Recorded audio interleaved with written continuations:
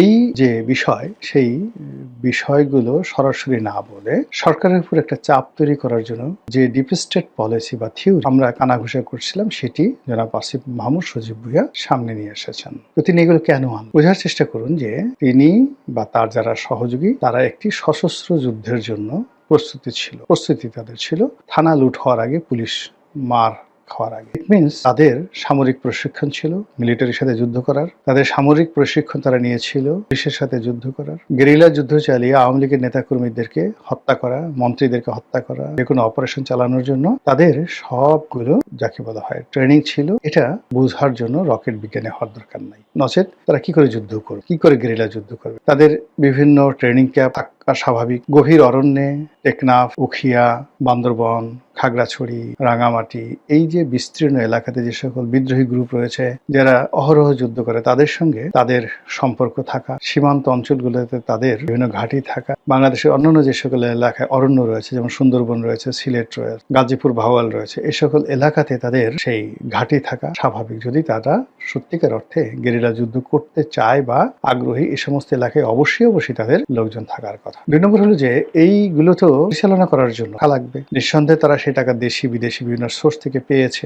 বা এখনো পাচ্ছে বা আগামীতে যদি দরকার হয় তারা পাবে। এটা একটা অমীমাংসিত বিষয়, হিউজ কোশ্চেন। থার্ডলি হলো যে এই যে ডিপ স্টেট পলিসিতে বেশ কিছু অস্ত্রশস্ত্র যা আসছে, এটা ব্রিগেডিয়ার সাখাওয়াত সাহেবের বক্তব্যে ফুটে উঠেছে। তিনি স্বরাষ্ট্রমন্ত্রীর দায়িত্ব থাকাকালীন সময় যেটি বলেছেন যে 7.65 বোরের যে স্নাইপার রাইফেল, এই রাইফেল বেসামরিক লোকের হাতে আসলো কি করে? জুলাই আগস্ট ওই সময়টাতে এখান থেকে প্রচুর গোলাগুলি হয়েছে। এগুলো সাধারণত পুলিশের কাছে আছে আর আছে সেনাবাহিনীর কাছে, কিন্তু এই অস্ত্র বেসামরিক নাগরিকদের কাছে কি করে এলো? আর এই ধরনের অস্ত্রে এই মানে যাকে বলা স্নাইপার রাইফেলের এই অস্ত্রের যে গুলি, এই গুলিতে আনসার এবং পুলিশ সদস্য কি করে নিহত, বোঝার চেষ্টা করে কোথায় গেছে। ইট মিনস যে বেসামরিক যারা জনগণতায় ছিল, এখন সেটা ছাত্রলীগ হতে পারে, সেটা এই আন্দোলনকারী হতে পারে, তাদের হাতে প্রচুর স্নাইপার রাইফেল ছিল। সেগুলোর সংখ্যা কি হাজার খানেক, না 10,000, না 20,000? আমাদের দেশে সেই 10 ট্রাক অস্ত্র মামলা আছে না? তো উলফাদেরকে যদি 10 ট্রাক অস্ত্র দেওয়া হয়, তাহলে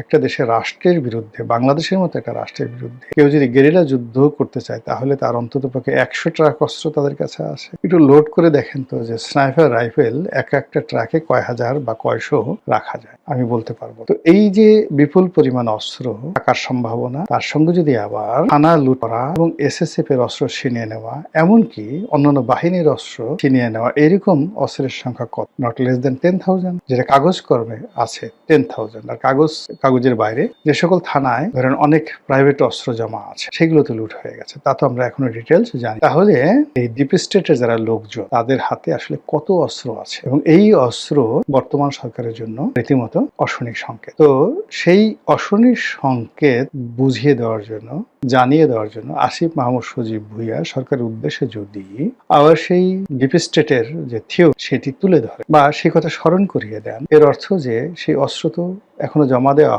অস্ত্র উদ্ধার করা হয়, ট্রেনিংও জমা দেওয়া হয়, যারা প্রস্তুতি নিয়েছিল তাদেরকে অ্যাসার্টেন করা যায়। যেমন শান্তি বাহিনীর সদস্যদেরকে পুনর্বাসিত করা হয়েছে, এদেরকে পুনর্বাসিত করা হয়। এবং আপনি দেখবেন যে অনেকগুলো মানুষ আমাদের সমাজে ভীষণ রকম উগ্রতা ছড়িয়ে পড়ে। কোন একটা মানুষের পেটে যদি টাকা থাকে, অস্ত্র থাকে, গোলাবারুদ থাকে, ট্রেনিং থাকে, ওর ভাবসাবে এই সমাজের এখন সেই গত 17-18 মাসে অনেকগুলো মানুষ, একজন দুজন না, হাজার মানুষ, টেকনাফ থেকে তেতুলিয়া পর্যন্ত অল অন এ সাডেন তারা সবাই খুব সাহসী হয়ে পড়েছিল। এখনো তাদের সেই সাহস আছে। তারা SP কে ধাক্কা দিচ্ছে, DC কে গালাগালি করছে, OC কে তো পাত্তাই দিচ্ছে না। এরকম ঘটনা গত 17 মাসে কত হাজার ঘটেছে। তার যদি ট্রেনিং না থাকতো, তার যদি অর্থ না থাকতো, তার যদি অস্ত্র না থাকতো, এই কাজগুলো তার করার কথা। কেবলমাত্র শক্তি দিয়ে এই কাজ করা যায় না। There is a saying, there is a line. তো আসিফ মাহমুদ সজীব ভুঁইয়া ডিপ স্টেট পলিসির যে সূত্র তিনি বলেছেন, কথা তিনি বলেছেন, এমনি বলে তিনি সরকারের উপর একটা চাপ প্রয়োগ করার চেষ্টা করছেন যে বেশি বাড়াবাড়ি করবেন না, বেশি চালাকি করবেন না, যেভাবে কথা হয়েছে, যেভাবে